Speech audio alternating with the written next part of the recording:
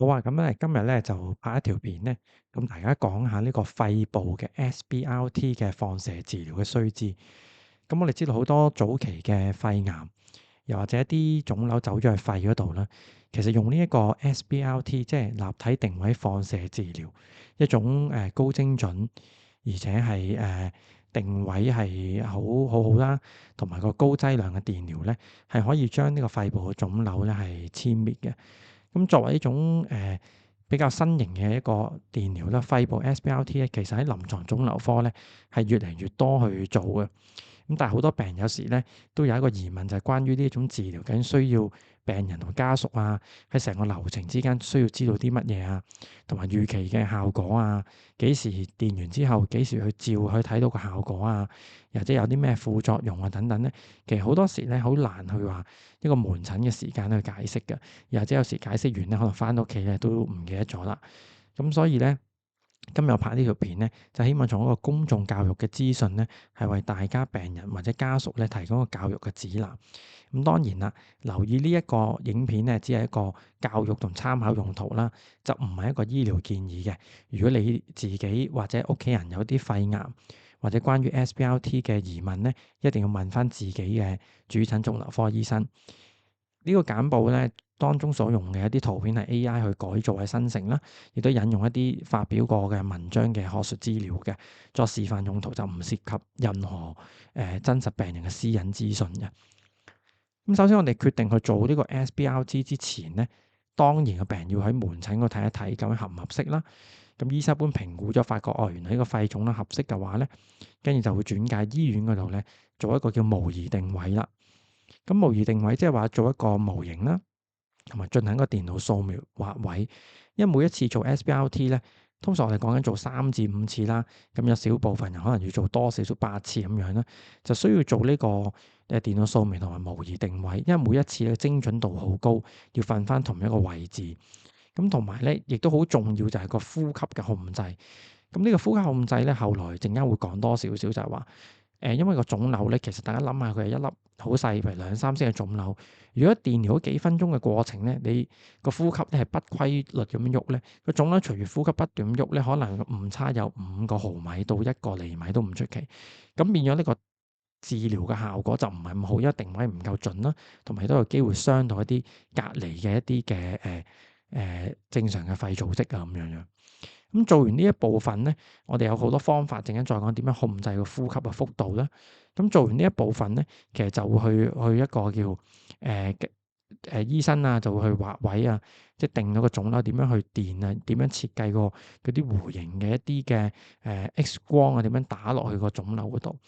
咁呢 part 唔會講到好深入，因為涉及非常專門嘅知識啦。咁亦都需要好多時喺醫院入邊嘅其他嘅治療師啦、醫學物理學家咧去為整一個設計一個電療嘅計劃咧，去做一個最後嘅計算。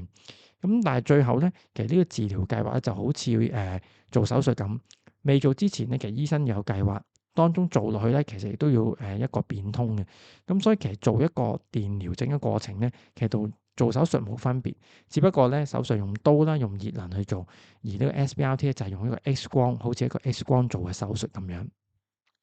咁正式電療嘅時候，通常係3至5日啦。有啲病人係每一日去做1至5，亦都有病人係隔日去做。咁每次咧，因為用 X 光治療咧，就雖然個名叫電療，全名其實叫放射治療咧，佢就唔會有電嘅感覺，亦都唔會有熱啊，有一個觸電嘅感覺嘅。咁病人瞓喺度咧，其實同我哋照肺啊、照 CT 咁咧，係完全冇感覺嘅。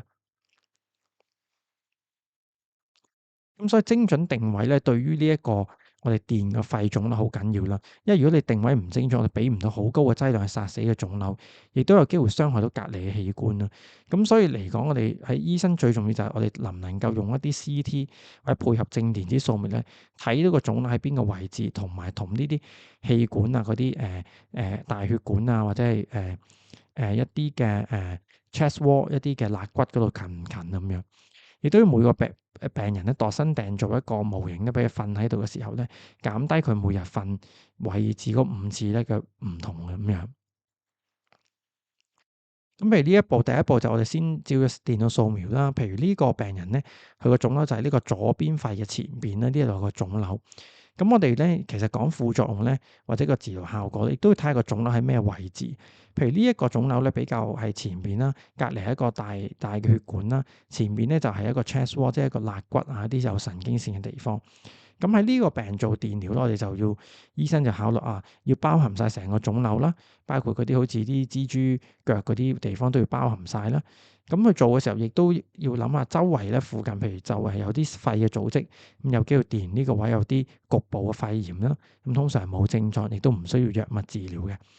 咁亦都因為近血管，所以我哋要設計劑量要避開啲大血管啦。亦都因為前面有一個 chest wall，即係一個腹腔嗰個肋骨咧，咁佢有時會有機會電咗個位咧，個肋骨嘅受嘅劑量太大咧，有機會電傷個肋骨嘅。咁呢個時候醫生亦都有取捨同埋有啲方法去避免。咁所以咧，我哋睇一個電療有咩副作用咧，其實咧就係一個主要係一個腫瘤附近有咩組織啦。如果佢附近冇咩特別嘅重要組織，其實個副作用相對輕嘅。因為咧就冇乜一個特別嘅一啲重要器官黐住嘅話，就比較好啲。咁另外當然要睇下病人食緊咩藥物啦。有啲時候做 SBRT 嘅時候咧，如果病人食緊某啲嘅標靶藥，就需要暫停嘅。咁我哋呢幅圖睇到，我哋先勾畫出綠色個腫瘤位置啦。咁其他嘅一啲正常器官，包括左肺、右肺啊、脊椎、食道、氣管啊、血管嗰啲都要勾畫出嚟啦。咁前面啡色嘅就話我哋要知道，因為佢比較近呢個嘅肋骨啊，咁我哋要將肋骨嗰度勾畫出嚟，等我哋電腦咧計算好最後咧我哋模擬到嗰度咧，知道用咗幾多 X 光咧係個劑量。因為每一種器官咧其實有一個承受 X 光嘅上限，我哋做呢個 SBRT 打擊個腫瘤嘅時候咧，要避免其他正常嘅器官嘅上限咧係超出嘅。咁呢個我哋都會加啲嘅所謂 margins 咧，去避免要有少少可能有一兩毫米嘅一啲誤差率咧，要考慮埋嘅。咁最後咧，我就會設計譬如呢個只係其中一種技術啫，唔係話每個病人都用呢種技術，就係用一個螺旋形嘅方法咧，集中一個電力咧去將嗰個劑量 X 光咧打落去個腫瘤度。咁見到咧橙色嘅地方就係高能量，就係個腫瘤嘅地方啦。周圍有少少綠色嘅地方影響到咧，就係附近嘅組織。但係絕大部分嘅肺咧，其實你睇到咧都係受唔到一啲好高嘅劑量，咁就可以保護其他肺部咧唔受傷害。其實個理念就好似做手術咁，我哋淨係將有腫瘤嘅地方肺咧去治療啦，咁盡量保留正常嘅肺器官。咁譬如如果以呢個腫瘤嘅體積嚟講咧，呢個病人好大機會做完之後咧，就唔會話覺得咳啊、氣喘嗰啲，因為絕大部分嘅肺功能都保留咗落嚟。咁呢度講咧就係話我哋去設計嘅電療，其實而家好多種唔同嘅技術嘅，有一啲譬如螺旋形嘅技術啦，亦都有一啲係可能係因為位置嘅腫瘤形態位置唔同咧，醫生可能會用 MRI 電療機技術啊，或者有啲情況甚至用質子電療啊。咁唔係話每一個病人一定要用某一種技術嘅，醫生會按照嗰個腫瘤嘅地方啦、形態啦、大細啦、病人嘅病情咧去決定。因為每一種機咧都各有優勝嘅地方嘅，咁通常但係每次做譬如5次啦，每一次咧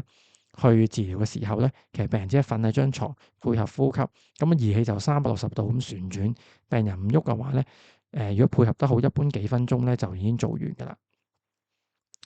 咁我哋其實講到，因為最重要電肺咧就係控制嗰個呼吸啦。咁有好多種唔同嘅方法嘅，有啲就係話深吸啖氣，忍住20秒，確保咧嗰個肺個腫瘤唔會喐嚟喐去啦。亦都有部分譬如右下咁講，腹部加壓，加個裝置喺個腹部咧，減少個橫膈膜喐動，避免個腫瘤上下移動太多。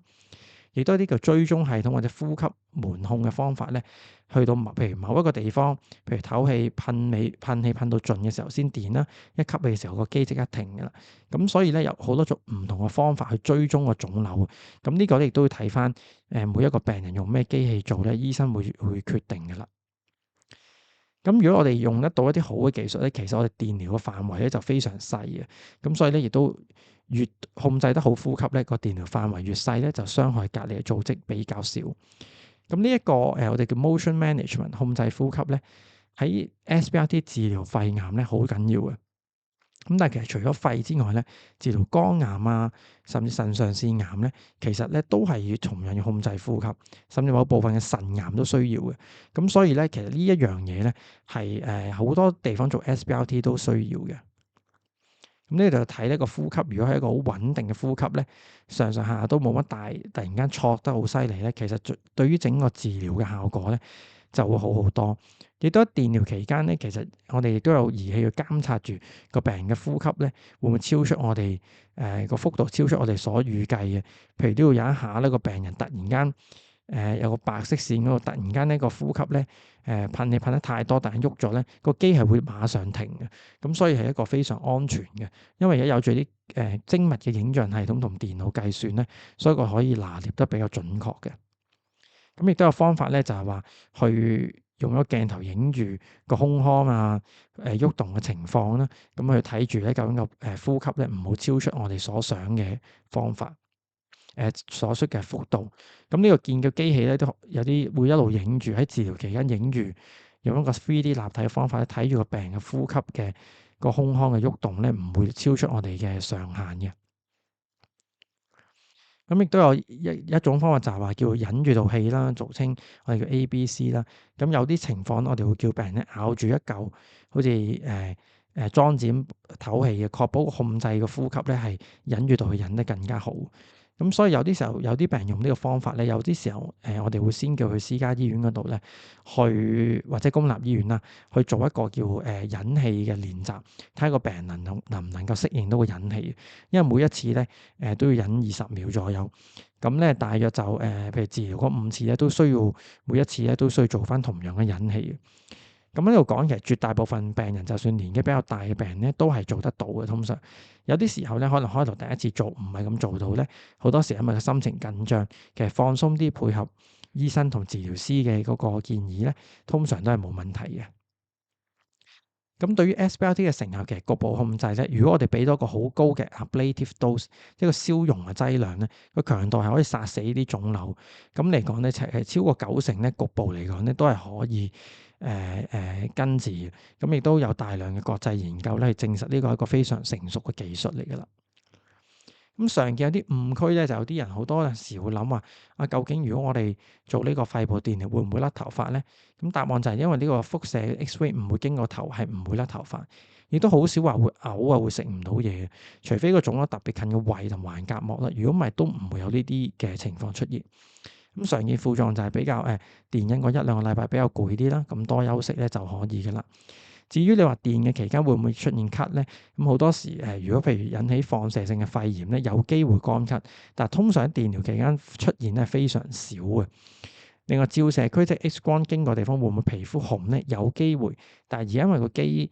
對得比較準同偏嗰個穿透性強，咁所以其實呢個出現皮膚紅嘅情況比較少，除非某部分嘅腫瘤比較大同近皮膚咧，咁就有呢個機會啦。咁呢度咧啲相有啲壞咗少少啦，睇唔得唔清楚啦。但係其實就係話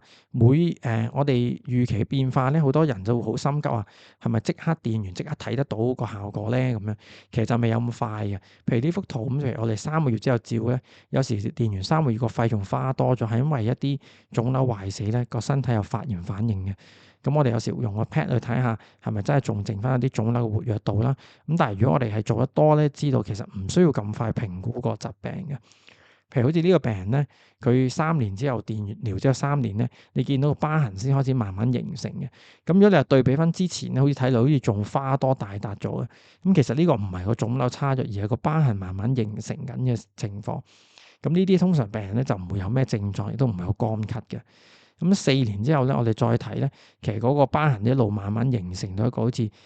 部嘅纖維化啦。咁但係佢好少影響到個病人呼吸嘅，因為其他個肺部咧都係正常嘅。咁甚至7年之後咧，都會見到有時有部分病人個疤痕比較明顯咧，甚至結咗一嚿嘢出嚟嘅。咁睇落咧，好似個腫瘤翻發咁，但係原來我哋用個 PET-CT 一睇咧，嗰嚿又冇活躍度嘅，其實係一個疤痕嚟嘅。咁所以正確理解，你就唔會話電完療好快3個月、6個月即刻馬上去照睇下個成效如何。其實咧，只要按照醫生嘅指示，定期一個合適嘅時候去照咧，非常緊要。唔好話自己提早去照咁樣。咁亦都腫瘤嘅變化亦都會隨住治療之後咧，會不斷有唔同嘅變化啦。咁專業嘅一個即係我哋有時腫瘤科醫生都會同呢個專業嘅放射科醫生一齊咧去睇個片咧，去長期監察呢個形狀變化係我哋預期啊，定係有啲超出我哋預期嘅情況啦。咁喺電療期間咧，其實好多時都能夠正常生活嘅，亦都唔需要住院嘅。好多時做完就翻屋企嘅啦。咁但係留意咧，一定要戒煙啦，因為如果你唔戒煙咧，食住煙電療個肺可能會有發炎嘅情況。監察住會唔會有發燒啦？譬如話如果有嚴重嘅發燒或者氣促咧，可能有一啲肺炎或者感染咧，咁就即刻通知醫院啊，或者通知醫生啦。咁其實最重要咧就係保持呢個心情放鬆啦。因為做一個肺部電療其實都好需要個呼吸控制，最緊要咧放鬆個心情就能夠做得到噶啦。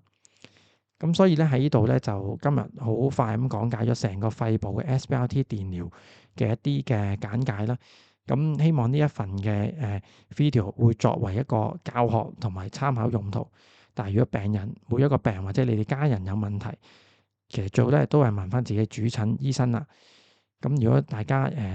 一啲其他關於腫瘤科或者電療嘅一啲題目嘅，想知道一啲教育性嘅資訊咧，不妨喺下邊留言俾我都可以嘅。咁我嘅時間咧有機會盡量解答。多謝大家。